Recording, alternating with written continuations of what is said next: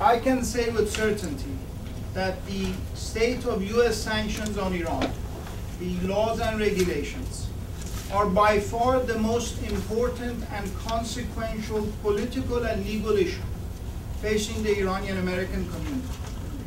Let me give you a few examples.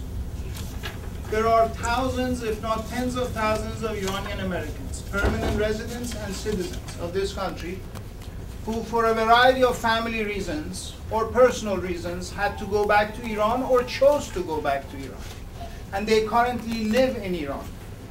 Those people naturally want to make a living in Iran. They are working in Iran. They are providing services. Guess what? All of them are in violation of US law just by virtue of working and making a living in Iran on a daily basis. That is not what was intended when Congress passed these laws and OFAC implemented the regulations.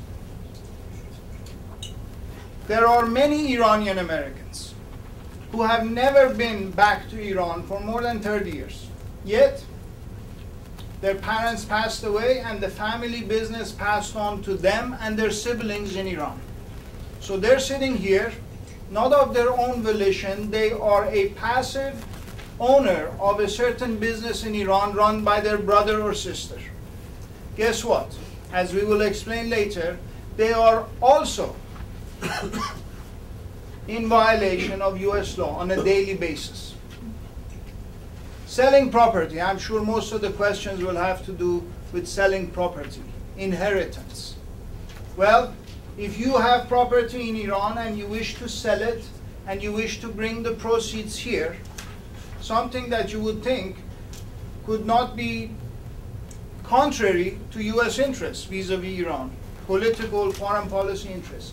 If you do so without getting an OFAC authorization first, you will be in violation of US law. Money transfer. Family remittances are permitted. We will discuss that. However, as a practical matter, as a result of the state of sanctions on Iran, it is extremely difficult to transfer money. I'm sure that affects most of you in this room. So, the subject of this panel has three aspects, and Raymond touched on this a bit, but I'd like to expand on that. There's the legal aspect, there's the enforcement aspect, and then there is the political aspect. The legal aspect, as Raymond said, which is the principal subject of our talk, is what are the laws on the books, irrespective of whether or not we think it makes sense, irrespective of whether or not we think it is reasonable. The laws on the books we have to live by, and that is what we will expand on this evening. There is the enforcement question. When we tell Iranian Americans about the scope of these sanctions, invariably the first reaction is disbelief. Are you kidding me? I can't do this, that, the other thing? But then, after a few minutes, they're like, well, are they really going to go after the guy selling a piece of land in Babur? How would they even know? So enforcement is an issue, and we will talk about that. Eric in particular will talk about that. But whether or not they will enforce the laws, whether or not they will find out about you selling your land in Babur, does not change the fact that that was illegal. Then there is the political question. To me, this is a very important question. And it relates to what I said in the beginning about the role of civic organizations. In in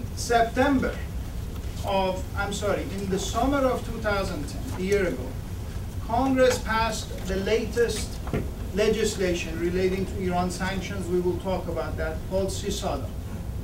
Among other things, it repealed an exception under the ITR for the importation of pistachio, caviar, foodstuffs, and carpets. So your parents brought a carpet for you, it was under that exception. Well, that was repealed in 2010. Who's most affected by that? We are. Guess what? the law passed in Congress with almost no participation whatsoever on your behalf. I'm sure you guys would love to know what the law says, but you should also care about your voice being heard on these matters. And this is not just in our interest, it is in this country's interest. And I will expand on that a bit later. But the legal question is why we're here in the first instance. US sanctions on Iran, as demonstrated by the examples I gave, are very far-reaching and broad. In its current form, they have been in place since 1995. During the Clinton administration, they prohibited investments in Iran's energy sector and instituted comprehensive sanctions in its current form. So these are not new laws, although it is only recently that there's increasing awareness, thanks to events like this, about what these laws provide or prohibit or allow. At the end of the Clinton administration, Madeleine Albright announced an exception for the import of foodstuffs and carpet we talked about. CISADA took that back last year. These laws and regulations change frequently, so you should ensure compliance on a continuous basis. Right now, there's 1 or 2 pieces of legislation pending in Congress. Some of them may pass, some of them may not pass. But invariably, all of these are moving in the direction of strengthening the sanctions regime.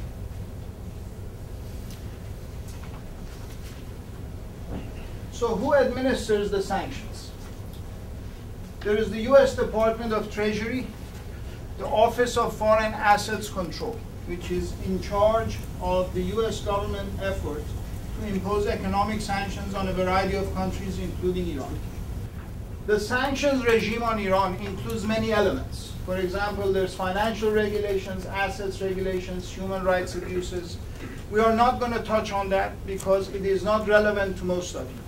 What is most relevant to the average Iranian American are the Iranian transactions regulations. We refer to it as ITR, and that's what I'll be principally talking about. But then the US Department of Commerce's Bureau of Industry and Security regulates exports generally, and so if you're exporting anything to Iran or any other country, they would have jurisdiction over that in addition to the ITR. And then there's customs as well. There are also certain sanctions that apply across the board, and they're not addressed to certain countries. For example, proliferators of WMD are subject to certain sanctions. That's where Iran Air came in a couple of weeks ago. So who is subject to ITR? Who is bound by these regulations and the prohibitions? Very simply put, US persons are bound by the ITR, are subject to the provisions of the ITR. Who are US persons? US citizens and US permanent residents, wherever they may be. So if there's a US green card holder living in Iran or Dubai, they are subject to these regulations. And also US persons includes non-citizens, non-permanent residents who are physically in the United States. So an Iranian student or individuals on non-immigrant visas like tourists, as long as they are in the US, they are subject to the provisions of the ITR. So what does the general framework of the ITR is that there are very broad prohibitions on almost all economic activities relating to Iran. Then there are some very limited exceptions that we'll touch on. But then, even with respect to the activities that are not permitted, you can always go to OFAC and seek authorization. You can get a license. So that's the general broad framework for these sanctions. Now, let's start with the prohibitions. As I said, very general, very broad. What does ITR prohibit? First of all, no exports to Iran of goods, services, or technology, directly or indirectly, from US or by US persons, wherever located. So let's touch on that. Sale of computers from the US. Computers are goods. If any one of you wants to export computers to Iran, that would certainly be illegal. Now, if you are a US person and you sell computers to Iran from a third country, from Germany, that is still illegal. Now, what about transshipments? Many people say, well, I can't ship it to Iran, I'll sell it to Dubai, and wink wink, build and sell it to Iran. Transshipments are also illegal. And the standard there is whether the person shipping or exporting knows or has reason to know that the items were intended for Iran. Actual knowledge is not required. If you had reason to know, you would be in violation of the ITR. So if you're selling, and there have been cases of these violations that have been fined by OFAC, if you're selling some goods to Austria knowing full well that it will then be shipped to Iran, you would be in violation of the sanctions. Exporting of services, what does that mean? It means when the benefit is received in Iran. So if you're sitting here, you have a good buddy in Iran who has a business or a factory, he wants you to perform some consulting services for him while you're in New York, and you get paid for that, that would be in violation of the sanctions. That would be an export of services by a US person. That's as far as exports. Similarly, imports to the US of Iranian origin goods or services, directly or indirectly, are also prohibited. We talked about the exemption for the foodstuffs and carpets. That has been removed. You cannot import carpets anymore. Now, so clearly, if I import into the US some caviar from Iran, that is prohibited. But furthermore, if you import some Iranian carpets from Germany that have been sitting in a store in Germany for the past 10 years, that is also illegal because it is Iranian origin goods. It doesn't matter when it came from Iran. Finally, import of services. If you think that the computer programmers in Iran are brilliant and they're cheap, and you want to outsource some of your computer programming for your business to them, well, that would be in violation of the ITR. Cannot do that. There's more. No dealing in Iranian origin goods or services. This is even more broad. Dealing being the key word. So, there's no import or exports permitted of Iranian origin goods to or from third countries. Now, dealing includes purchasing, selling, financing, transporting, brokering, just about everything. So what does that mean? It means that this guy, who is a US person, living in Egypt for the last 20 years, has no connections with Iran, has never been in Iran, okay? But is a US person. And he sells or finances the sale of some Iranian-made product, let's say shoes, okay? And he enters the picture after the shoes have arrived in Egypt. He didn't bring them from Egypt, he didn't import from Iran, he didn't import them from Iran. He just happens to get a hold of some Iranian shoes in Egypt and he wants to sell it in Africa. Guess what? He would be in violation of the sanctions. Very broad. Finally, no facilitation of prohibited transactions by non-US persons. What does that mean? It means that if I, as an attorney, have a client come to me and say, listen, I want to structure a transaction to get around the sanctions and that is prohibited, I cannot help him structure it such that it would be permissible. It means I cannot broker that kind of a transaction. And it means that you cannot divert a prohibited transaction to somebody else. You cannot say, well, I can't do it, but I'll call my second cousin in Spain and say, why don't you do this? You'd be in violation of the ITR. Finally, no new investments in Iran. Again, a very broad definition of investments. It includes commitment of funds, of assets, loans, extensions of credit. So what are some examples? You want to move some money to Iran and open a bank account because the interest rates are good. It's illegal under US law. You want to buy some property in Iran, a vacation home on the Caspian Sea or Kish. Illegal under US law. You want to invest in a business in Iran. That certainly is illegal. You want to lend money to somebody in Iran or a company in Iran. Again, illegal under US law. Well, I didn't advance the slide. Anyway, I think I got the point. Okay, so those are the prohibitions. As is very clear, these are very broad, very general, all-encompassing. There are a few exceptions. They're limited exceptions. Let's go over those. You can export licensed agricultural commodities, medicine, and medical devices. This is subject to a licensing requirement, and we'll come back to this in a second. Okay? Information and informational materials can be imported from or exported to Iran. What does that mean? It means artwork. It means news. It means publications, books, magazines. It means CDs. It means movies. But you can import or export those only when they are completed. I cannot send some money to an artist in Iran and commission a painting, because she would be performing a service for me, and that would not be legal. Okay? But if she's already finished with the painting and I go see it and I like it, I can bring it. I can buy it and bring it. Services relating to conferences, exhibits, performances, that's okay. Non-monetary humanitarian donations. If you send articles of clothing or food for humanitarian purposes to Iran, that is okay. But you cannot send money.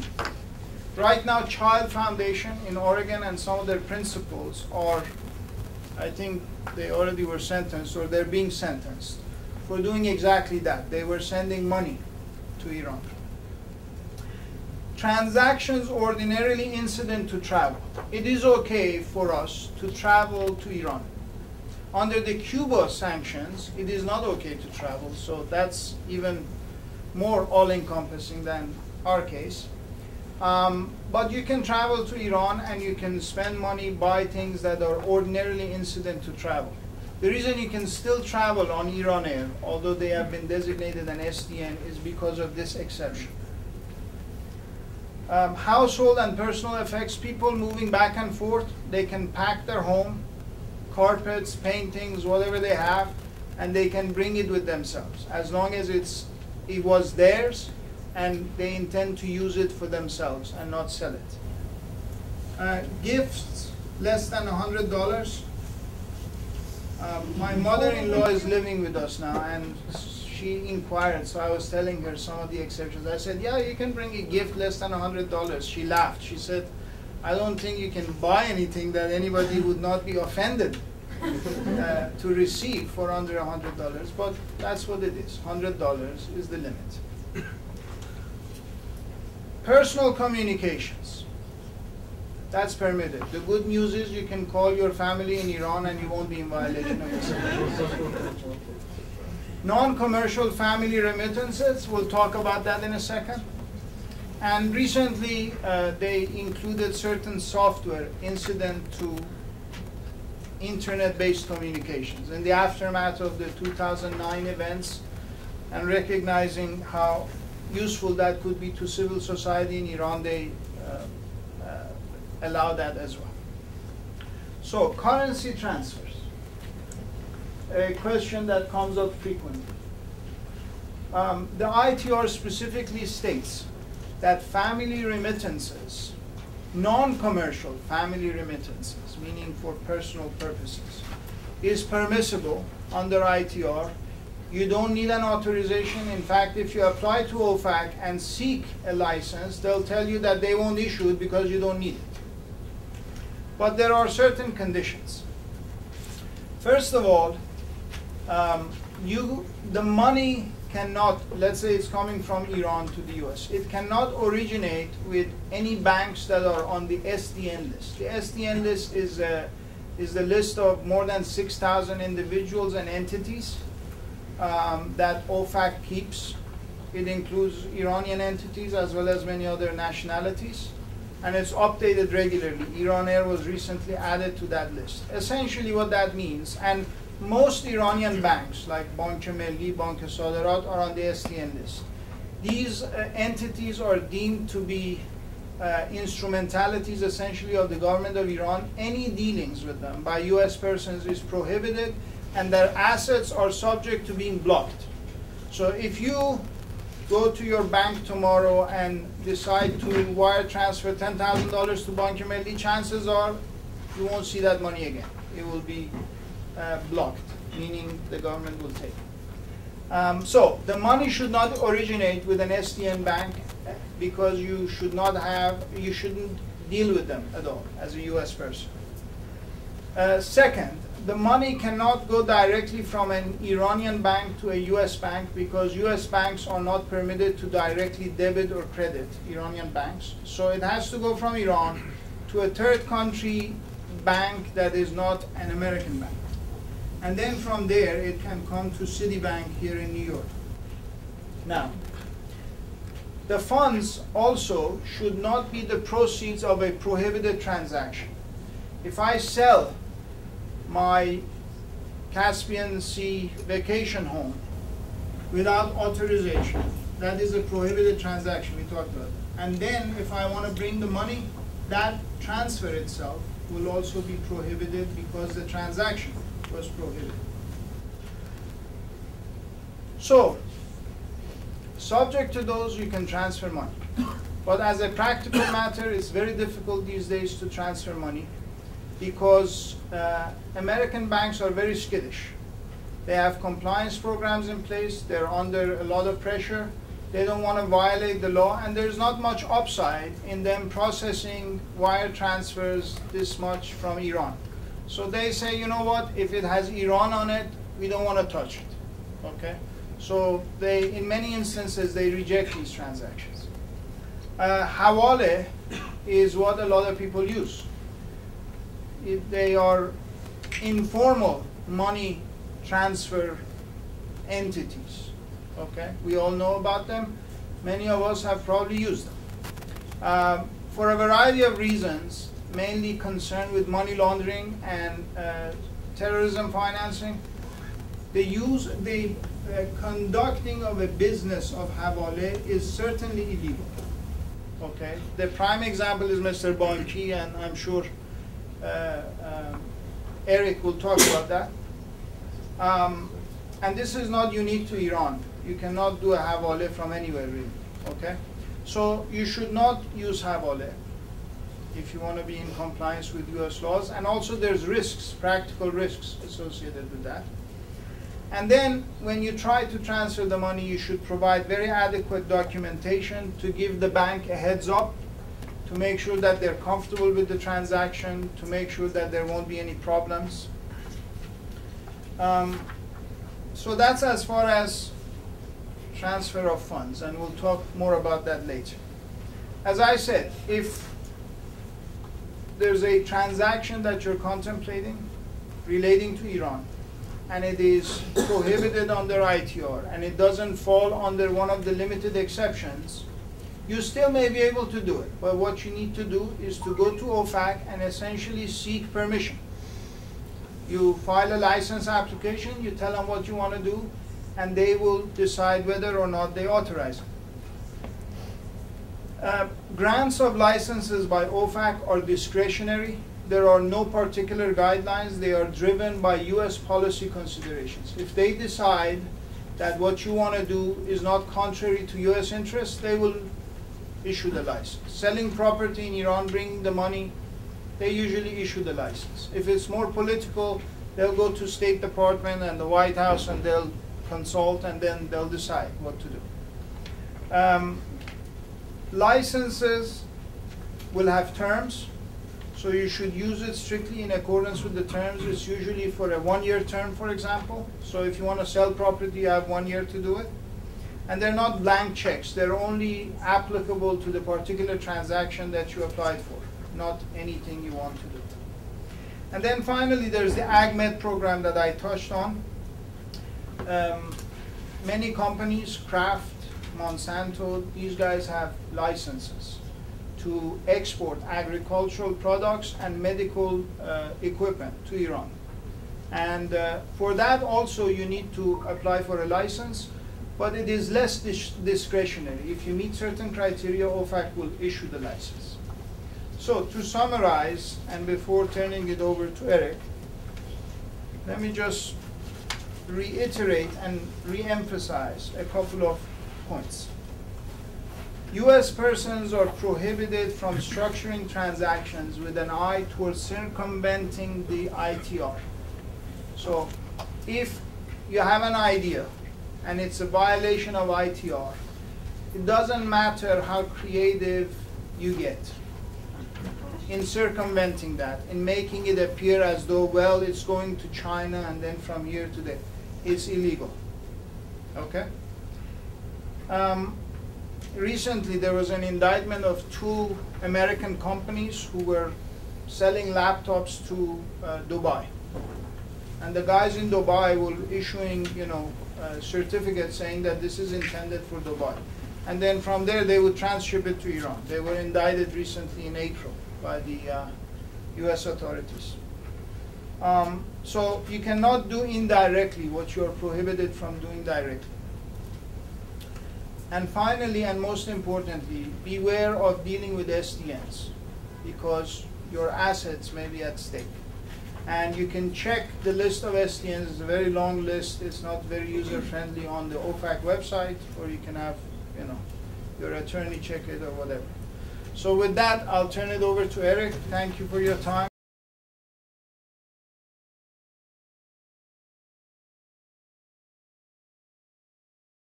First of all, thanks to PAAIA and thanks to IABA for putting this together. I have spoken all over the country on Iran sanctions, and I can tell you this is one of the best crowds I've seen, and always it's a pleasure to be in New York. Although I will say after this afternoon, spending most of the afternoon in a taxi cab, I think OFAC may be the least of your problems here. But I survived and I made it here.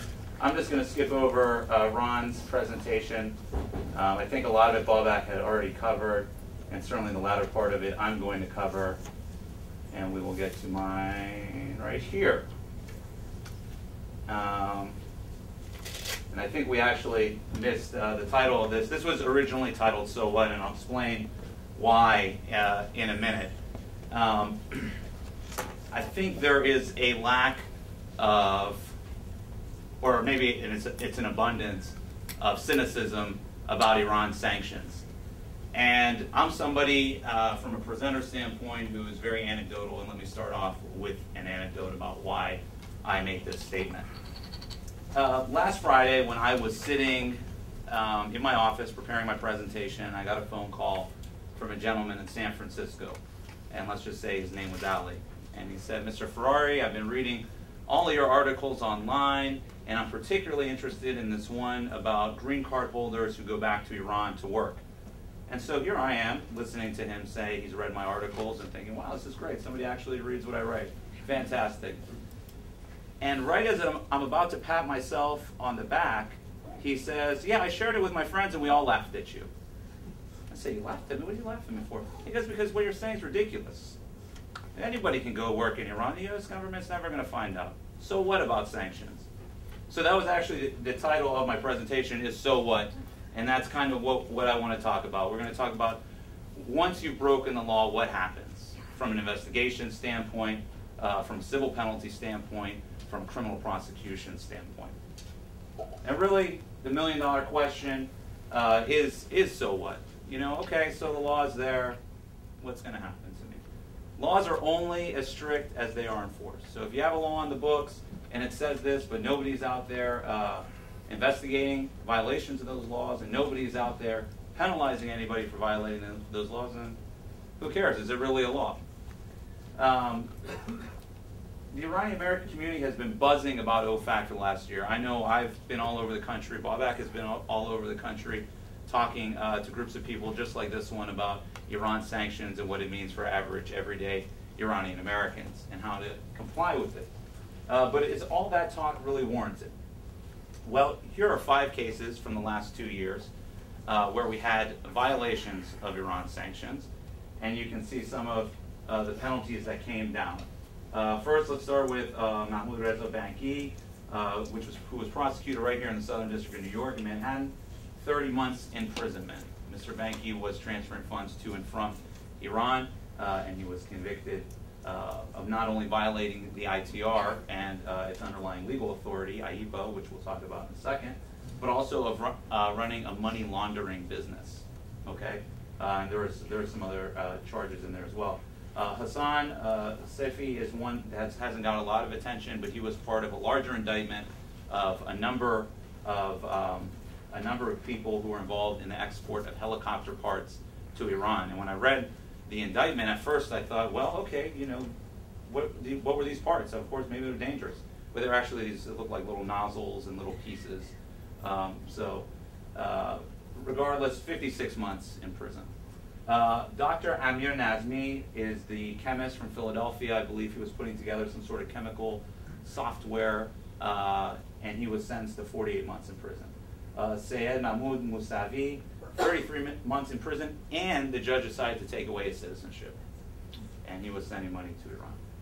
And then Mitch Vaghari, 33 months in prison. I hope I don't butcher this, but I think he's the guy who the FBI found with the centrifuge in his basement, and he was going to actually send it off to Iran, and they were tipped off. They were tipped off by the company that sold the centrifuge, because when they came to drop the centrifuge off, and they asked if he wanted to, he wanted it installed. He said, no, don't worry about it, I'll take care of it. So they thought that was kind of odd, so they sent him off. So they tipped off the FBI, and he ended up getting 33 months in prison.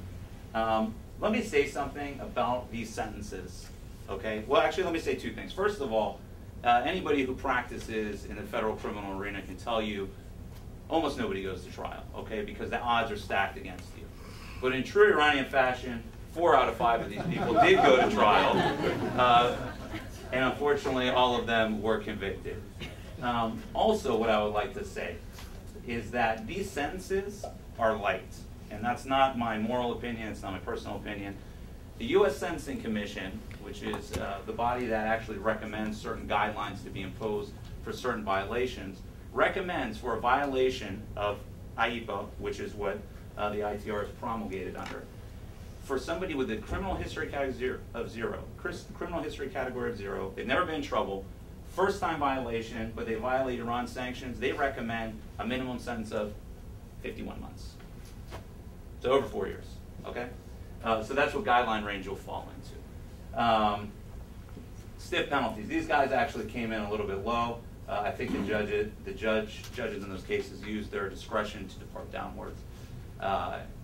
But still pretty hefty sentences. So the question I have for you is not how are they going to find out, but are you a cynic or are you a believer? I'm certainly a believer after seeing what I've seen, particularly in the last 3 years. People call my office every day, and they say they either are trying to do one of 2 things. They're trying to get me to agree with them that what they're doing is not a violation of Iran sanctions, or they're trying to get me to agree that the U.S. government will never find out. How can they find out if I have a bank account in Iran? What if I work over there and I keep all my money there and I never transfer it over? So on and so forth. They can never find out. And that goes back to my friend Ali from San Francisco's call, and he said they're never going to know. Here are some common ways that investigations are initiated. Blocking and reject reports, okay? So when transactions come into a bank, they're reviewed. And if the compliance officer sees something suspicious, okay, maybe he sees the word Sadarat in there, they can block the transaction, as Babak indicated. And as part of that blocking, they'll have to send a report to Treasury within 10 days, okay? The same happens for a prohibited activity, okay? Except in that case, they don't block it, they actually reject the transaction and they won't process it, but they also send out that same report, okay? So a lot of OFAC investigations are initiated because of these reports that they receive from the banks. Okay, and these reports are called suspicious activity reports, all right, for those of you who are interested. And sometimes I've actually seen those suspicious activity reports be sent when there was no blocking or rejection, okay? License applications. A lot of people have tried to do these license applications on their own, and of course you're free to represent yourself in a court of law, and you're certainly free to represent yourself in a license application to OFAC. But generally, those people are calling me about 4 to 5 months later, and they say, you know, I put in my license, and all of a sudden they send me this letter that says administrative subpoena, and they're asking me all these questions. So a lot of times, people who are writing their own license applications don't realize what is prohibited and what's not prohibited. So they let some things go. And they'll say, I'm going to sell my house in Iran, and I'm going to put all my money in Bank Sadarat, and then I'm going to use some of it to continue to run my commercial real estate business in Iran, but I'm also going to bring some of it over here. Okay, well, that's going to lead right to an OFAC investigation, because you just admitted to a number of violations by doing so. Federal investigations into other matters. For example, maybe there's an FCPA investigation, and some FBI agent or whoever comes along with some information that evidences violations of the Iranian transaction regulations. They may forward that on to OFAC. Self-disclosures, intentional and unintentional. There is a mechanism by which you can kind of clean the slate with OFAC, and it's referred to as a voluntary self-disclosure. And a lot of times when I have clients who have already engaged in transactions that were prohibited, but you know what's done is done, they still want to bring the money here, maybe they sold the house, they want to bring the money over, we do a VSD or voluntary self-disclosure to tell OFAC up front, hey, listen, you know, this happened already, my client didn't know it was a violation, so on and so forth, we're going to be applying for a license application. Just to clear the slate and make sure that transaction doesn't get rejected at some point, because as Babak indicated, funds that are being transferred that were derived from an unlawful or prohibited activity are also prohibited. So, we're trying to clean the slate. Unintentional self-disclosures, a lot of people will call into OFAC, or they will actually write into the email address, and they'll say, yeah, I just want to make sure what I'm doing is okay. I'm running a medical practice in Iran, and bringing the money here, and also I'm investing in this Iranian company. Could please confirm that this is okay? Investigation. And then, believe it or not, anonymous tips. And I would never have believed this until a couple years ago. I was sitting down with Allison Cooper, who's the former section chief of OFAC enforcement. She left earlier this year, and she said, yeah, sometimes investigations are initiated based on anonymous tips. So think about that. Think about if you owned an Iranian store and the guy down the street was envious of your business and how well you were doing, and he's called OFAC and he said, hey, the guy down the street, he's importing Zedech. So I think you guys should look into what he's doing. You didn't hear it from me. Hangs up. Seriously, that could lead to investigation against you. Honestly. And the complaint I get over and over and over again is, but Mr. Ferrari, everyone has been doing this for years. What's the problem? It's true. Everybody has been doing it for years. And it's true, if you've gotten away with it in the past, you may get away with it forever, but probably not. Okay? And the reason why I would say that is because in the last 3 years, there's been increased enforcement, okay? And they're really looking at people. We're going to talk more about that in a second. So I'm going to break up the investigations into two subcategories. We're going to talk about OFAC investigations, and then we're going to talk about DOJ investigations. And we'll talk about what you do in both scenarios. First of all, as Babak indicated, OFAC administers and enforces Iran sanctions. In particular, or of particular interest to us, is the Iranian transactions regulations. Okay, now they have the ability and the authority to investigate these violations and to levy civil penalties. However, if they're going to seek a criminal prosecution, they have to refer it out to the Department of Justice. As we know, the Department of Justice is responsible for the enforcement of U.S. laws, and they're the ones who can bring the criminal prosecution.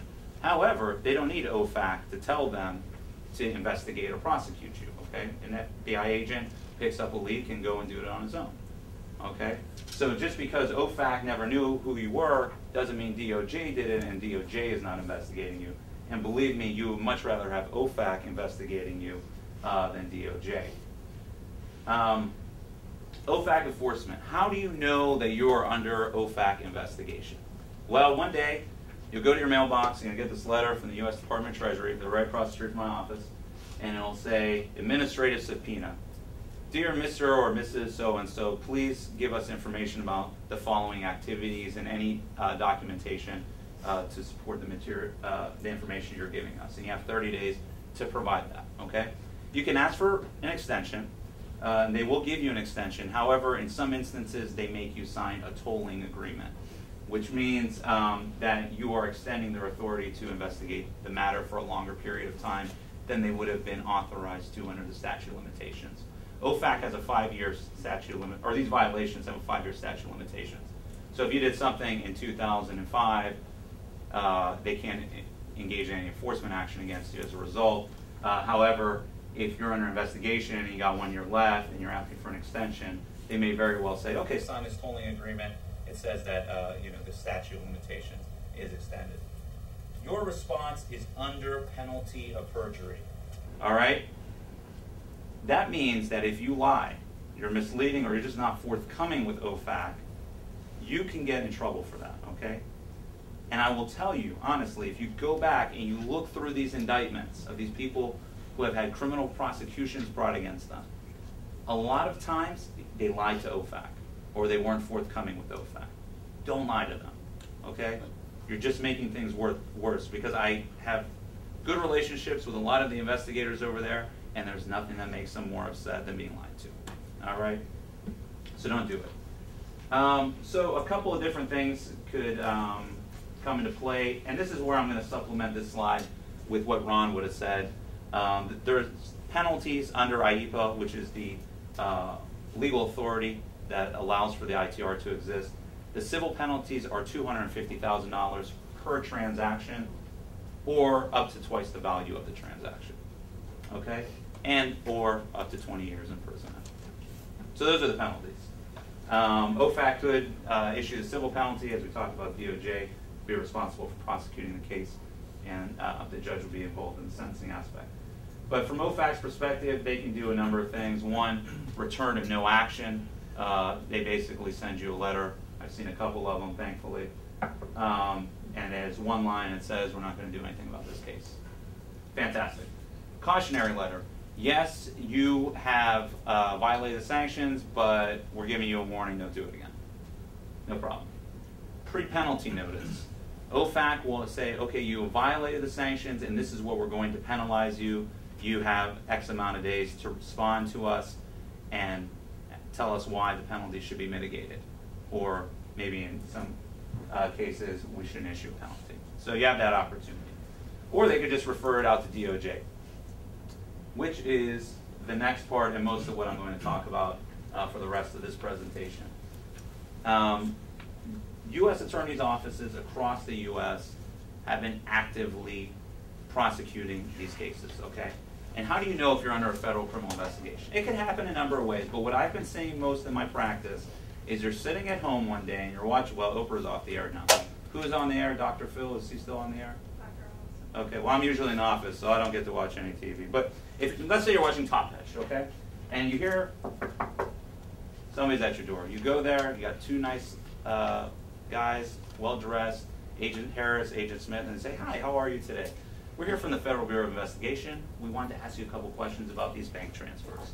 Can we come in? Sure, absolutely. I've never done anything wrong in my life. Please have a seat. Okay? At that point, you can guarantee that you were either A, target of a federal criminal investigation, B, subject to a federal criminal investigation, or C, a witness to a potential federal criminal investigation. Okay? You need to proceed with caution from that point on. There are a number, and I should have put, there are a lot, because it's not even a number. There are a lot of individuals under investigation across the United States for violations of the Iran sanctions. How do I know? I represent a lot of them. Some of them I have been able to have those investigations dropped. Others may very well soon be indicted. Okay? They're going on, a lot of these cases. But you know, I'm a private attorney, and I have a pecuniary interest in telling you to follow the law, and you should call me and I'll get you your license. You won't have any problems. So don't take my word for it. Take the testimony of Special Agent Pelzar from the Joint Terrorism Task Force of the Federal Bureau of Investigation, who during the Baghdadi case, during one of the hearings, said much of his work involves investigating Iranians. Okay, that's a matter of public record. So you have an FBI agent on the record saying, a lot of what I do is investigating Iranians for violations of Iran sanctions. Okay? And Agent Pelzar is not by himself. There are tons of these guys. I know I have some of their numbers in my phone right now. IABA is the International Emergency Economic Powers Act, 50 U.S.C. 1701 through 1705, and that is actually the authority, where Congress gave the authority to the president to impose sanctions, okay? So anyways, IABA has a willful requirement, a scienter requirement, and 50 U.S.C. 1705 subsection B. So that willful requirement requires the government to prove beyond a reasonable doubt that a criminal defendant acted willfully. So action has to be willful under IABA. In other words, and law students, if there's any in here, listen up because you'll remember this word from school. The inability to appreciate the meaning of the law negates the mens rea required for conviction. Is what I'm trying to say that ignorance of the law is a defense in these cases? It couldn't possibly be a defense, right? We all know ignorance of the law is not a defense. Well, guys, yes it is. United States v. Quinn, 401, Federal Supplement, 2nd 80, page 100, my favorite case. I read it every night before I go to bed. The D.C. Circuit case in 2005. The court, and let me tell you right now, a lot of federal prosecutors tell me that my interpretation and characterization of this case is inappropriate and I don't really know what they're trying to say. So I will just give you the explicit language from the judge himself. The inability to appreciate the meaning of the law negatives the mens rea required for conviction, and defendants are free to argue that to the jury. Not my words, they're the judge's words. I should point out, however, that ignorance as a defense must be tied to the illegality of the conduct. So you knew the prohibition existed. Some parties have tried to make the argument, well, you know, I didn't know there was a licensing requirement, so I didn't willfully violate sanctions. No, that doesn't work. You knew there was a prohibition there. You knew there were sanctions. You're out of here as far as that's concerned. So I hope all of this information was useful to you, but I hope you never have to use it, because who wants to deal with an investigation or a federal criminal prosecution? So let's talk about how to protect yourself. First, and I know this is going to sound really self-serving, but you should probably talk to a lawyer. It doesn't have to be me. Should be Bob maybe, but who knows what they're talking about in this area, both with Iran sanctions and with dealing with OFAC, and even if they have some criminal experience on the IABA violation, that would be fantastic. Prior to engaging in the transaction. These are really complicated laws, okay? We did a event in DC, which is our annual IABA event in DC regarding Iran sanctions. We had was it five? Yes. We had 5 OFAC officials there, and they were stumped multiple times during the Q&A session, and they literally said, I don't know, okay? So if the people who are administering these laws and enforcing these laws can't give you a straight answer, then no offense to anybody, I'm sure everybody here is very smart, you probably can't figure out exactly what's going on, okay, with these laws. They're very complicated. And even sometimes I don't know what I'm talking about. So in those cases, I will say to draft interpretive guidance. All right, what is interpretive guidance? It differs from the license applications that Bobak was talking about, because you're not asking for an authorization to engage in some sort of prohibited activity. What you're saying is, dear OFAC, I want to do this activity here. I'm not sure if it's already authorized. I'm not sure if it's a violation of sanctions. Please give me your opinion, okay? I do this all the time for clients who are sending money from Iran to the United States, even though it's a non-commercial family remittance, okay? And I can tell them with almost 100% degree of certainty that they're engaging in authorized transactions, just so they have something in hand to take to the bank. Because a lot of times, Bobak stated perfectly, the banks don't want to deal with the transaction just because they're so skittish and they're scared. So we'll lay it out to OFAC. We're going to be bringing X amount of dollars over from Iran. It's going to be going through this bank in Dubai and on to the United States. OFAC, is this okay? They will say, yes, this is fine, as long as you don't deal with any blocked banks. And it's like buying an insurance policy, okay? So if anybody comes back to you later, whether it's OFAC themselves, because that's happened in the past, or it's an FBI agent, you can say, no problem. We already talked to Treasury. they're okay with this, and all your problems will disappear, hopefully. I think another key point is to make sure you know everyone involved in the transactions, okay? And communicate that clearly to the people you're dealing with in Iran. All right, no blocked entities, nobody on the SDN list. If you have somebody on the SDN list, your transaction is going to be blocked and you are going to get in a lot of trouble, okay? And really hammer this home, because I found a lot of the cynicism, particularly as of late, is actually in Iran with people you're dealing with in Iran, okay? They don't really want to buy it, they're like, nah, don't worry about it. Clearly communicate, listen, I'm going to get a license for this, I need to know everybody who's involved. Okay, if there's a lawyer involved in the sale of the real estate, I need to know that. If there's a real estate agent, I need to know that. I need to know where the money is originally coming from the buyer. I need to know how, so on and so forth. Okay, you need to know who's involved. If you're using Sadofi, and we'll talk about the difference between Haboleh and Sadofi, I'm sure, in the Q&A. Who is that Sadofi? Okay, where is he operating on? So on and so forth. Conclusion: ignorance is defense. Good news. It's a defense. Bad news, you can't use it. Because you just sat here for about 45 minutes and listened to Babak tell you what's prohibited, that there's licensing programs, you've listened to my presentation. So now if you do go ahead and violate Iran sanctions, you're acting willfully, and you just lost that defense. My advice, as always, sorry to spoil the defense for you. My advice, as always, is prior to the transaction, if you're not sure, file a request for interpretive guidance. Yes, I know that it's very painful to have to wait for a few months while OFAC decides whether they're going to say yes or no to you, but it's really going to save you in the long run. In your request for interpretive guidance, map out how the transaction will occur, okay? This is what I'm going to be doing. It's coming from my deceased parents' estate, okay? It is money. It was the result of some probate matter. It's going to be given to this person. Maybe it's your aunt. She's going to take it and send it to her bank account in Turkey. Then it's going to come into my Wells Fargo account. All right, map it out step by step. So when they read it, they don't have to think too much. Okay? And then at the end, of course, you ask, is this okay? All right? And you're not seeking an authorization, but an advisory opinion. Now, my favorite part of the talk, if the FBI comes knocking, don't talk to them. At least until you have an attorney. Don't be rude. Don't be mean. Don't slam the door in their face. Be polite. Say, Agent Smith, Agent Harris, I'm really glad you guys stopped by. If you could give me your cards, I'll have my lawyer contact you. Okay? If this is not a knock on federal agents, this is a knock on everybody here, because we get nervous as people. I'm sure most of us have not had FBI agents knocking at our door in the past. You don't know what they want. You just want to help them.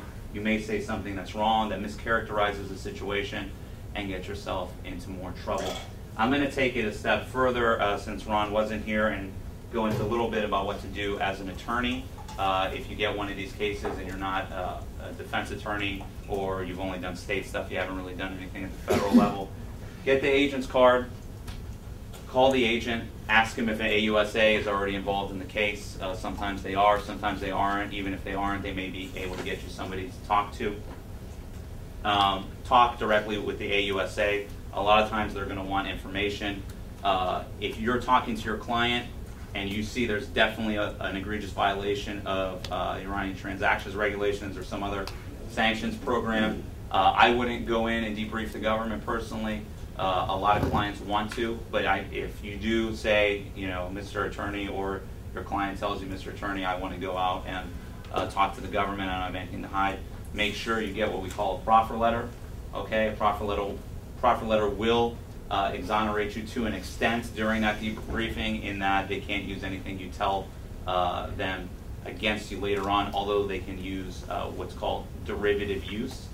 And derivative use basically means if they take the information you gave them and got leads, and they went and found other information that could be used against you. Also, and I'm sorry I don't have it in this presentation, it was a different presentation, ask for a agreement to not prosecute in exchange for cooperation. Oftentimes they're going after other people and they just are using you as a stepping stone to get to those other people. The AUSA will look at you like you're crazy. You can refer him to the Department of Justice or the U.S. Attorney's Manual, or maybe it's called the DOJ Manual. Again, it's not on this presentation, but There's a manual that kind of guides the conduct of assistant United States attorneys, and it clearly says in there they have the discretion to offer you a non-prosecution agreement in exchange for cooperation. And just to, I know I've already kind of beat a dead horse here, but let's really talk about the seriousness of this. The other cases I brought up, Banky, $3.4 million involved, the guy with the centrifuge, exporting helicopter parts. You might be saying, hey, I'm not involved in any of that. I'm just getting or sending money to Iran. I have a case right now in Los Angeles with a husband and wife who fell on some hard economic times. So, you know, they were about to lose their house. The wife called her dad in Iran and said, hey, you know, we're about to lose our house. We don't know what to do. My business is failing. My husband's business is failing. He said, don't worry about it. I'm going to send some money to you. So the dad, who was an 85-year-old guy in Iran, never left Iran, goes to a family friend. I'm sure a lot of us can relate to this. Says, please, I know you're going to America soon. Take this money and make sure my daughter gets it. The amount of money was $75,000.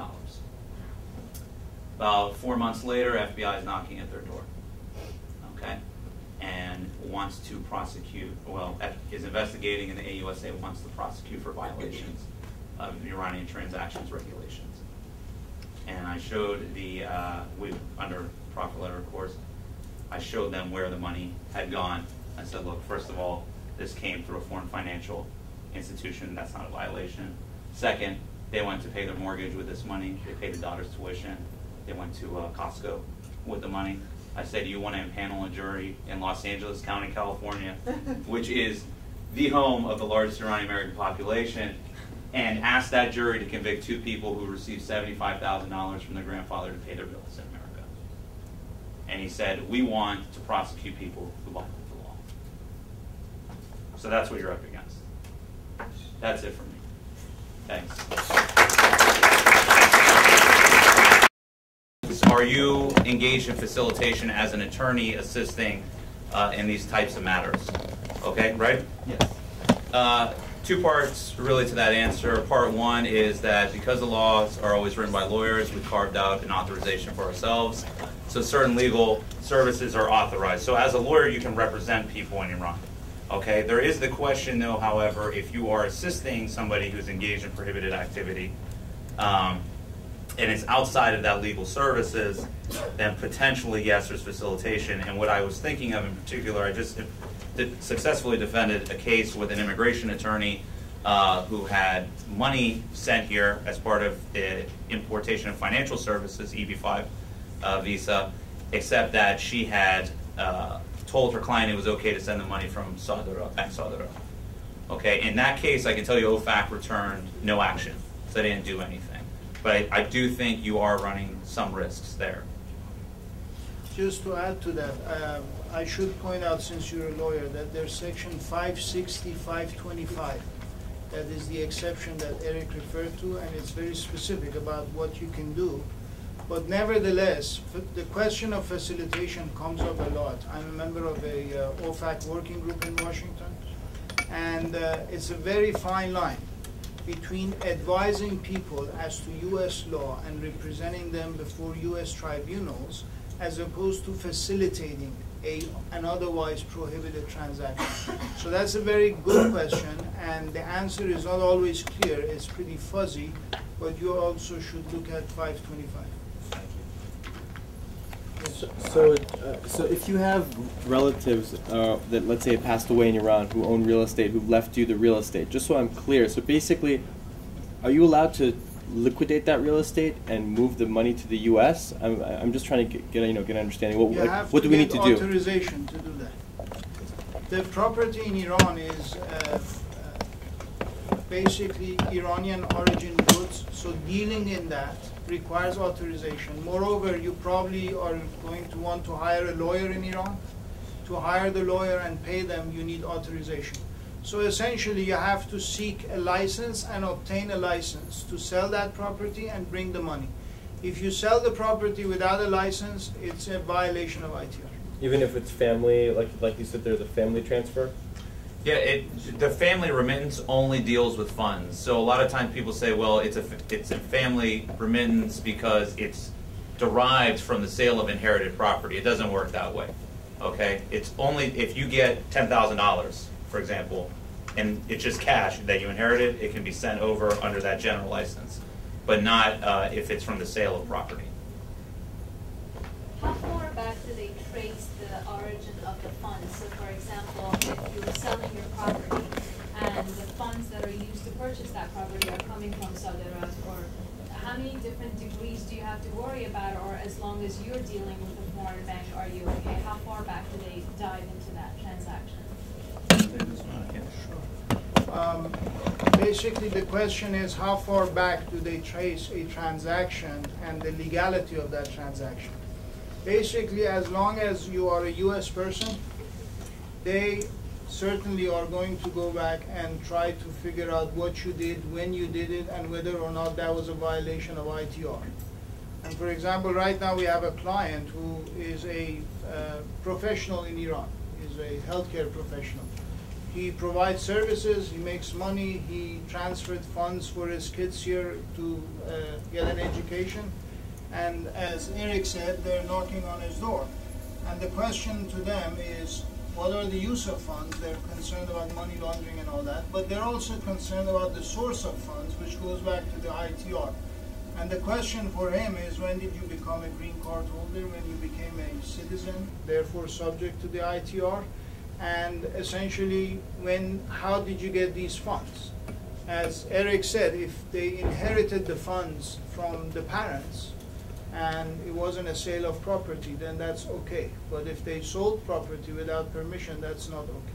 But assuming you have the license and you're dealing, as you mentioned, you're going to have to get an attorney, and I have this land that was my grandmother's or whatever, and the buyer is Iranian, lives in Iran, and has a Bank Saderat account, and wants to wire that, to the origin of that money that's eventually coming to me is an Iranian bank. Is that going to be a problem?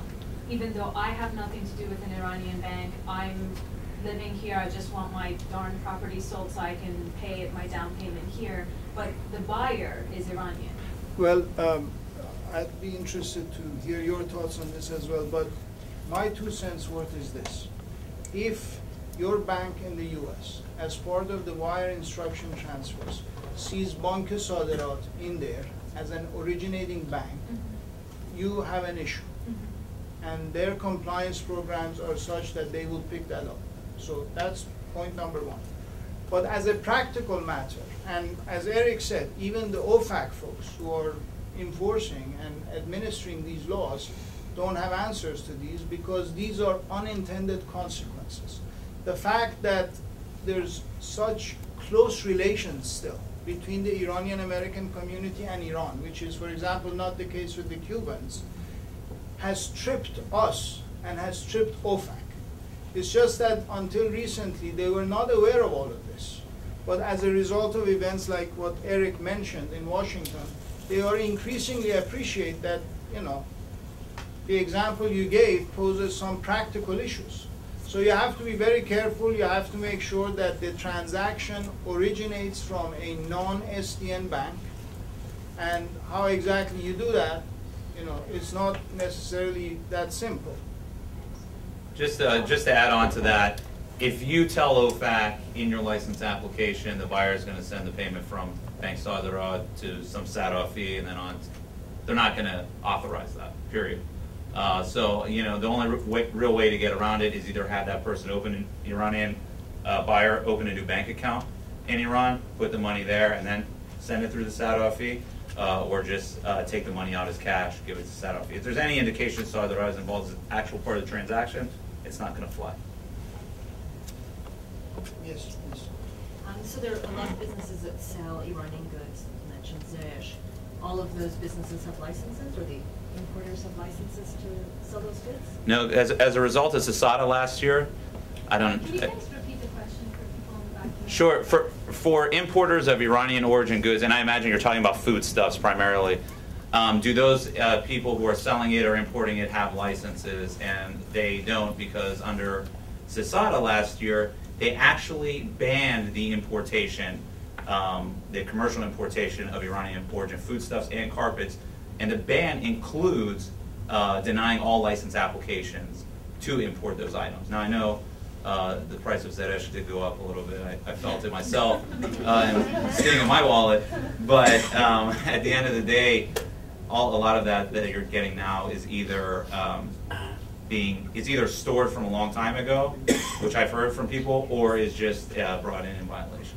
So you can't apply for license to bring in drugs if you were doing business in Persian goods before? No, Congress strictly prohibited even the authorization of those transactions. What happens to goods that you already purchased before the sanctions were implemented that are still in Iran? You still can't get it. Yeah, that actually happened to a client of mine. And OFAC said they weren't allowed to bring it. Let's say I have a company here somewhere in Iran wants to invest in my company.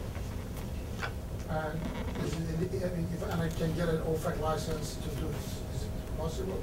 Yeah, importation of financial services, of Iranian origin financial services. That's what occurs during the EB-5 and the E2 visa process. Invest in my company as much as they want. Yeah, I mean, as long as OFAC authorizes it, yes. Could you repeat the question? The question is, if you have a company here in the United States, and somebody from Iran wants to send money to the company to invest in the company here, will OFAC issue a license, and they do all the time, particularly as part of a EB-5 visa program. And can they get green card against them? So let's say you invest some money into a company, can get a green card. What? There's certain. You want? Well, I mean, that's more of an immigration question, which. Repeat it before you. Just repeat his question. Okay. Well, the question was, can you get a green card as a result of bringing that money here, right? Investments. Right, and I would say that's more of an immigration question than a sanctions question, so I'm not the right guy to answer that, but Bobak maybe has some insight. I'm not an immigration lawyer either, but under certain circumstances, there is a program that allows investors in the U.S. who meet certain criteria and thresholds to get a green card by virtue of that. Before we go to the next question, the lady back there asked a question about retroactive application of these laws. We have a client who had a legitimate business for importing foodstuffs into the U.S. from Iran, which was permissible until CISADA came around. And so what she did was she wire transferred the money for the purchase of these foodstuffs to Banque Melli, as it turns out, not being aware that they're an SDN bank, and she basically lost all that money. And we did go to OFAC, but that was that. So Banque Sadarat, Banque Melli, they're known as, please. So you mentioned a child foundation now. What are the implications of those U.S. persons who donate to child foundation? Again, please just repeat the question. Yes, they say that I mentioned Child Foundation and the legal issues that they have, and they're asking what the legal implications may be for people who donated to the Child Foundation. I know that the Child Foundation itself and some of the principals of Child Foundation are under indictment because they sent funds to Iran, and there apparently is some other legal issues as well. I don't know exactly what the legal implications would be for people who donated, I myself included, but I suspect that they're not going to pursue those people for the relatively de minimis amounts that they contributed to Child Foundation. That's well, actually, there was 2 people who were indicted in April as part of the Child Foundation, but it came down to the fact that they knew exactly what Child Foundation was doing. So it's a question of what did you know? It's a totality of the circumstances. I mean, if they can prove that, okay, you knew you were donating to these guys, but these guys were really giving money to person X over here in Iran, then they can go after you. But as Bobak said, if you're just an innocent donor and providing money, they're not going to go after you. Yes, please. I just wanted to expand on the import question. I'm wondering if, well, foodstuffs are fairly perishable, but carpets, for instance, if things had been imported before the repeal last year, is it illegal to sell them? And also, is there any consequence for buyers, even if things were imported, say, after the repeal, if we're just consumers here, or say even abroad, if you buy a carpet or you buy food, are there legal ramifications for consumers? Yes, definitely. As I said, dealing in Iranian origin goods, and dealing is a very broad term, is prohibited. There was the exception until CISADA was passed for carpets specifically. But for example, we have another client right now who is in the carpet business, and they have many carpets that they imported into the U.S. before CISADA passed, and they want to export that to other countries or even sell it here. That would not be permissible without a license. But you can go seek a license, and perhaps it will be issued. I would suspect it would be issued. But without a license, yes, it would be prohibited. Yes, sir. Let's say you want to initiate an act of inheritance. Just initiate it, okay? Let's say you want to, not to employ an Iranian lawyer, but some relatives or friends that you have in Iran, for them to go to various agencies in the Iranian government and try to initiate an act of inheritance over a property. What exactly does it mean to initiate an act of inheritance?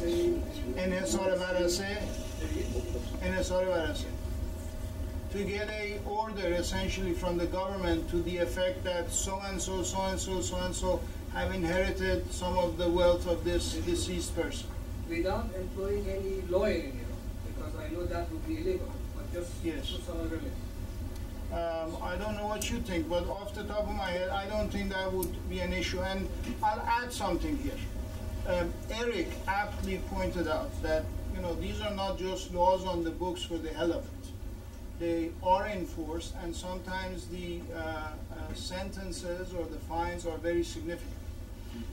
He mentioned a couple of examples, but I want to point out a few others to provide a little more perspective. Barclays Bank or Credit Suisse were fined hundreds of millions of dollars because they were involved in financial transactions relating to Iran. There was an entity, there was a woman, not a woman, an individual who invested some money in a family catering business in Iran. That person was fined $20,000. There was an individual who exported some camera parts, I think, to Austria for transshipment to Iran. The value was, I think, $8,000 or something, and they were fined $2,000, okay? So there's a wide spectrum. But having said all that, I personally, at least, don't know of any people. I, as a lawyer, Eric, as a lawyer, we have an obligation to tell you what the law is, okay? And whether or not the U.S. government has been enforcing it doesn't matter. Whether or not they may enforce it in the future is another question. But I, for one, have come across many issues similar to what you're talking about that I don't know of any OFAC or DOJ people having pursued. And I'll give you examples. I don't know of anybody who has been sought by OFAC simply for selling property in Iran. Now, money transfer, financial institutions very much is an enforcement gateway. These compliance programs that there are. So if you send money, that's when a lot of things happen. Or yesterday we talked to this fellow in Iran who's a US citizen who is teaching in Iran at a university. And he's like, well, I've been here for 10 years, and guess what? The university deposits my salary in Bank Melli. What am I supposed to do? And the answer is, OFAC wouldn't know. And these are all unintended consequences, and these are issues, I would not recommend to that guy to go get a license for, having the funds transferred into Bank Melli. But I would very much use that fact pattern to raise it with officials at the State Department, at OFAC, at Treasury, to point out to them that there are these fact patterns out there, and there's many of them, and we don't think this is what you guys intended, and we don't think it's worth your while going after these people, and maybe we should do something about it. Yes, please. You mentioned that the statute of limitation is 5 years, so when does it start running? Let's say I have a land in Iran, I go sell it, is that when it starts running, or if, let's say, I put the proceeds in the bank and it starts accruing interest? Because every time it accrues an interest, is that a violation, or is the initial sale?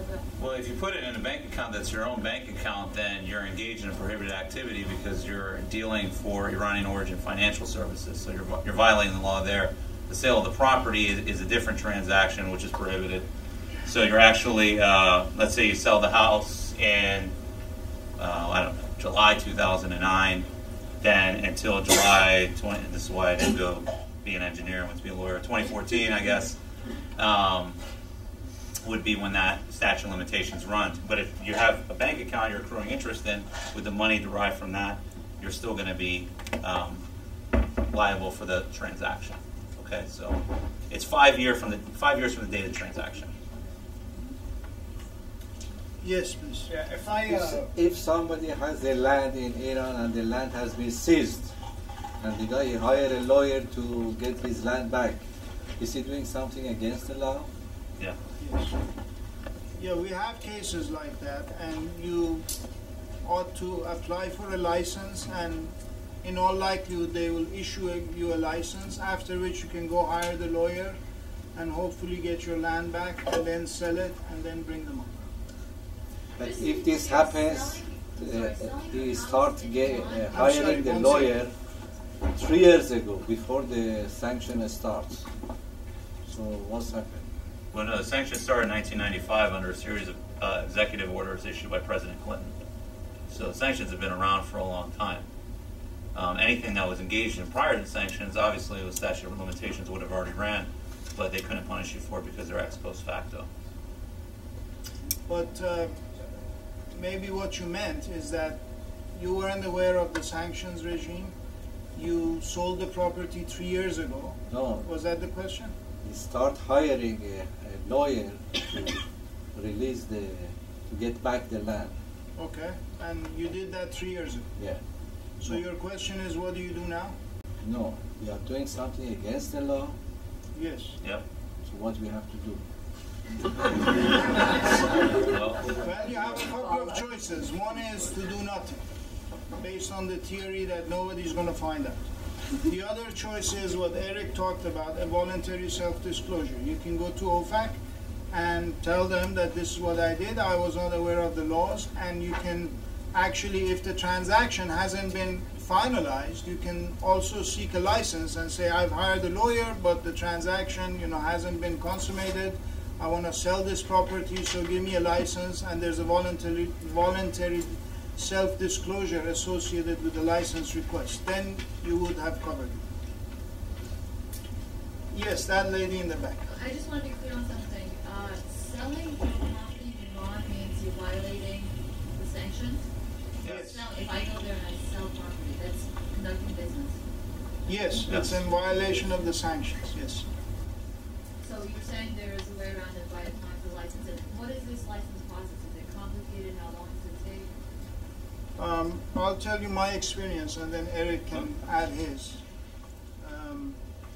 Basically, it's a free form. There's no form. Basically, it's a letter. You set forth the facts, the background information, all the parties involved, the value of the land or the piece of property, the specifics about it, and you tell them what you intend to do. You intend to hire a lawyer. You intend to hire a lawyer here or overseas? Over there. You can hire a lawyer here. You need to hire a lawyer in Iran in many cases.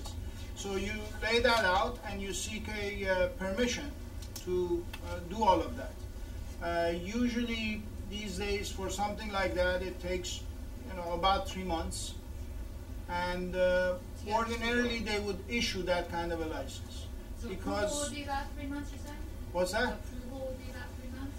Yeah, although in different cases, depending on the complexity and even depending on which officer ends up with it, it takes longer. These days there's a bit of a backlog because of Syria and Libya sanctions. But like last week we got a license that was applied in April. We got it July 5th it was issued. And how easy is it to get the approval relative to these land transactions? Are you saying that?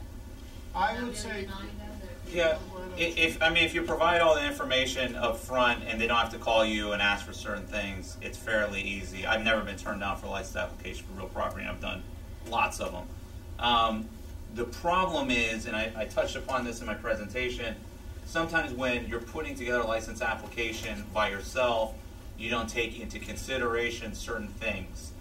they may evidence a violation. For example, one case, the client come to me, and right before she was about to submit this license application, she showed it to me, and it indicated there that she had given a power of attorney to her sister to hire a lawyer on her behalf to deal in the property. Well, by providing that power of attorney, you carried out an act to allow two foreign persons to engage in prohibited activity. That's facilitation. So if she would have submitted that license application, she would have just told on herself without receiving any of the benefits of a voluntary self-disclosure. Okay? So how easy is it? If it's a very simple transaction, let's say, you know, I own this property in Iran, and it was inherited this property, and my brother owns the other half of it, and he's going to sell it, but I need a license for him to be able to sell it, and my interest in it, and then transfer those funds to me. You're probably going to get it back fairly fast, okay, and you're not going to have any problems. If there's other issues in there, you could run into complications. And let me add a few words on the question of the likelihood of the issuance of a license. Basically, as I said in my talk, there are no hard and fast rules or criteria based on which OFAC will make a decision. It is simply based on whether or not, in their view, your license application or the transaction that you want to engage in adversely affects U.S. foreign policy and national security interests vis-a-vis Iran.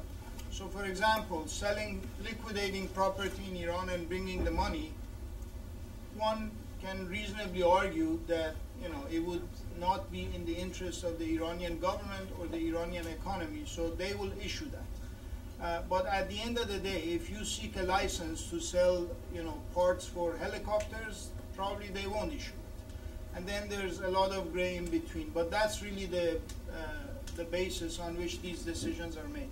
And are there other agencies that you have to notify, like IRS and things like that, when making these applications? You just go straight to OFAC? No, you go to OFAC for the application, but there are tax consequences. Right. And be aware, I don't know if this is happening in New York. I haven't heard any bad stories from New York, but I can tell you, I've heard a lot of stories from people in LA who have gone to attorneys for OFAC licenses. They had them fill out an IRS form.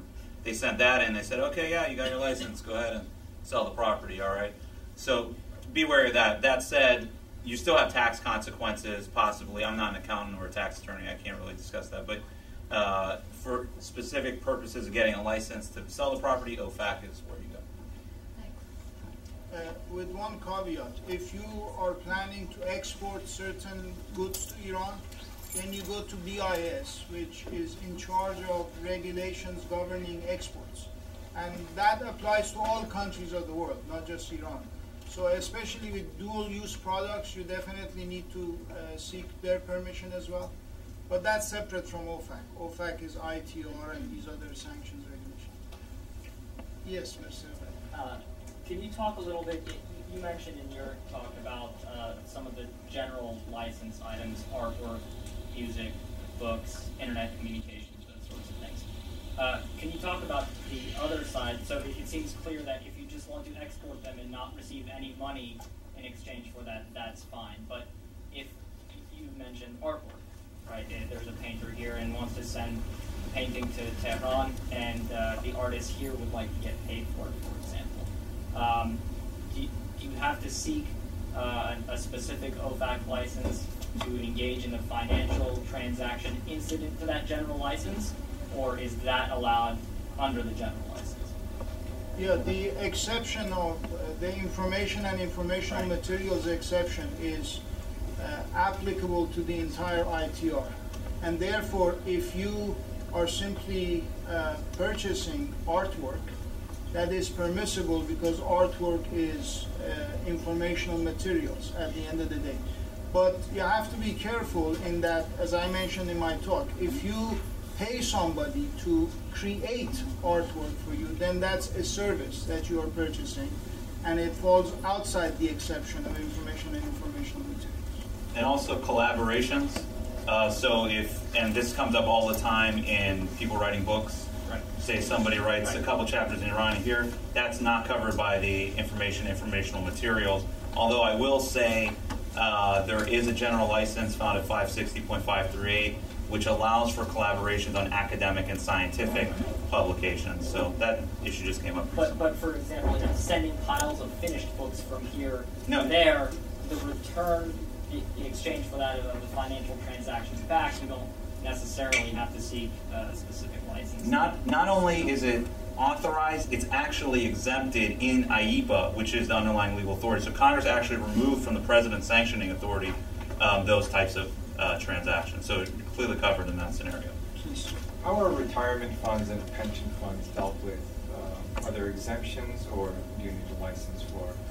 Let's say, for example, you from 1970 to 1980 worked in Iran, retired from, let's say, a bank, and are receiving a pension, which is being deposited into an account there. How is that dealt? The ITR doesn't specifically address. Can you repeat the question? If you're receiving pensions from Iran into an account in Iran, how does the ITR address that, or how does the sanctions programs address it? They don't address it. There is no general license. There's no exemption. Take it a step further. From my understanding, most of those government pensions are deposited into Bank Sadarat. And I had a discussion off the record with some OFAC officials. And I said, this is going on. The pensions are being deposited in Sadarat. They said, well, that's a violation. I said, what do you want the people to do? I mean, they don't have a choice. That's where the government's putting the money. And they said, well, they're in violation. And that was pretty much the end of the discussion. And I said, all right, well, I don't know anybody specifically who's doing that. But if it comes up, I'll let you guys know. To add to what Eric said, I would venture to say that if your pension is being deposited in a bank account in Iran, then from there you can treat it as a family remittance, subject to all the requirements of family remittances, and transfer it to the U.S. But if the money is in Bank Sadarat, regardless of whether or not it's a pension, and it originates from Bank Sadarat, then you have a problem. And as an aside, as you guys know, a couple of weeks ago they designated Iran Air as one of the entities on the SDN list, and we were at this OFAC working group, and one of the issues that came up is, well, there are people who were pilots for Iran Air or clerical workers for Iran Air, and they worked for 30 years and they're in the US, and what happens to their pensions? That pension is a problem because Iran Air itself is on the SDN list, and if any funds come from Iran Air, they're subject to being blocked. So I guess those people would have to make sure it's deposited in an Iranian bank. They make sure then it's transferred to a non-SDN bank, then try to transfer it. But there are many issues such as that. Yes, sir. You touched upon this question before. If for commercial purposes, if you have, let's say, for example, you've imported carpets, and now you're engaged in selling them prior to ITR situation. Can you freely sell those, or you need a permit for that?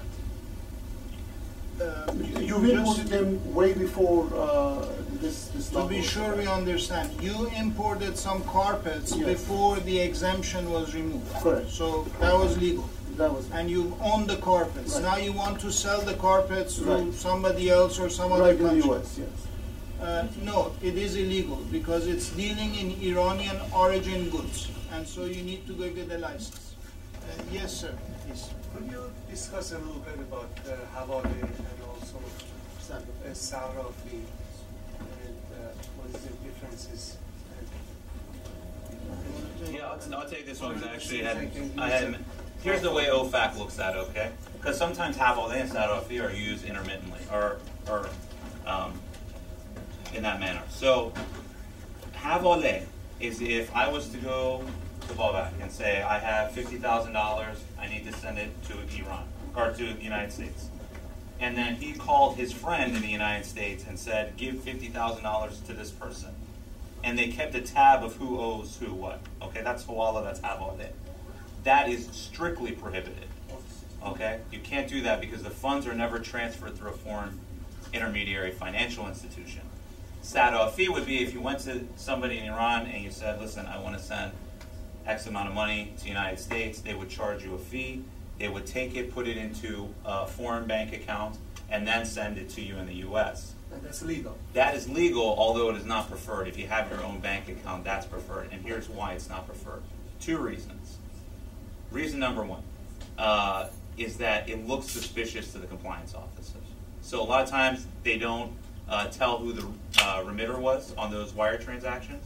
And so OFAC will send off, or bank will send off a suspicious activity report to OFAC. It could initiate an investigation, although it is legal. There are also certain circumstances where it's illegal as well, okay? And that happens when the Saudi actually maintains a business presence in the U.S. and they don't have a license to do so, because at that point, they're sending it to an unlicensed money transmitter.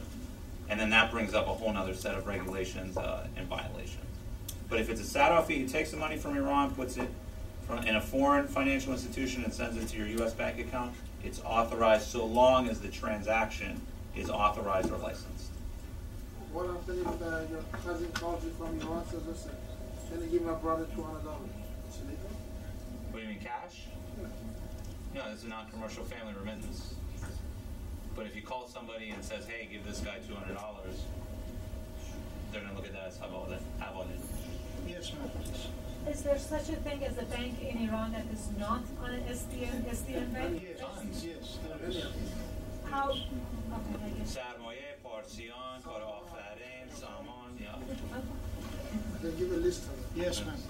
Are there any regulations against sending money either to an Iranian refugee, a person, or an organization that supports Iranian refugees in Turkey, for example?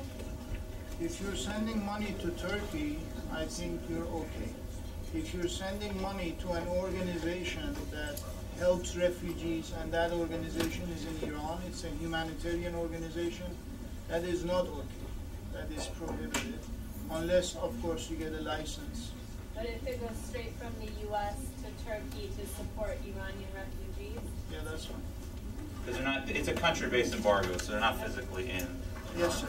If I was to travel to Iran for the purposes of making a documentary film, would that be regarded as travel, which is, as you said, a looser sanctions, or is that doing business? And also, if I had to hire some services there, translators, tour guides, maybe some technical people, and then brought the film back to the United States for the purpose of finishing and distribution, is that considered doing business? Yeah. Yeah, and I draw the corollary to a couple cases I've done with the Cuba sanctions. Those types of activities always need to be licensed, and I would say in the same scenario, they're going to ask you to get a license. I think, depending on what the documentary is about, of course,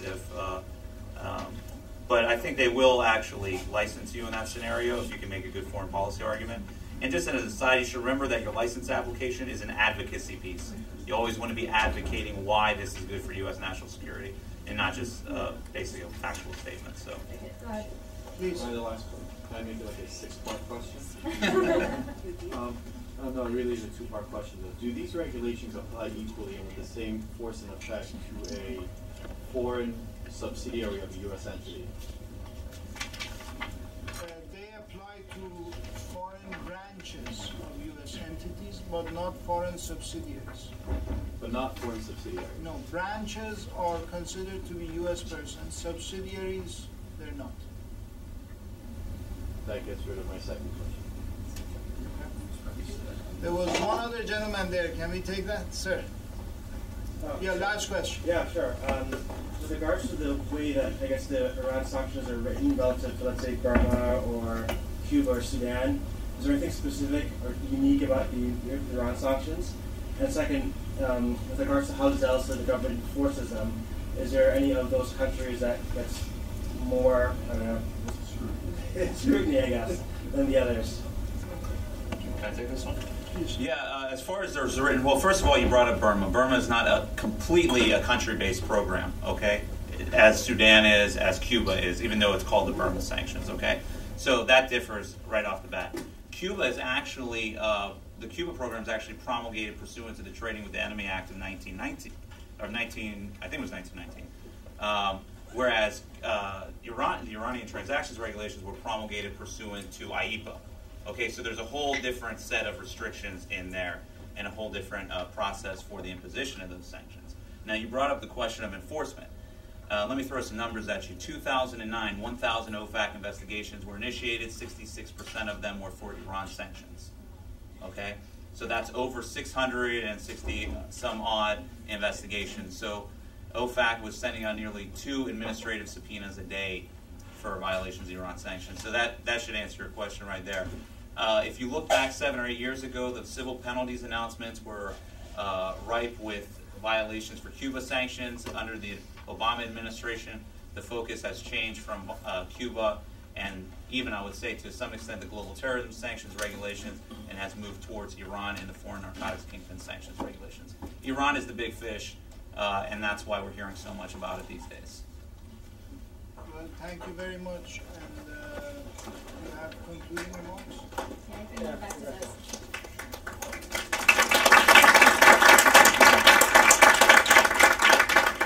Just a big thank you again to our speakers, Belbeck and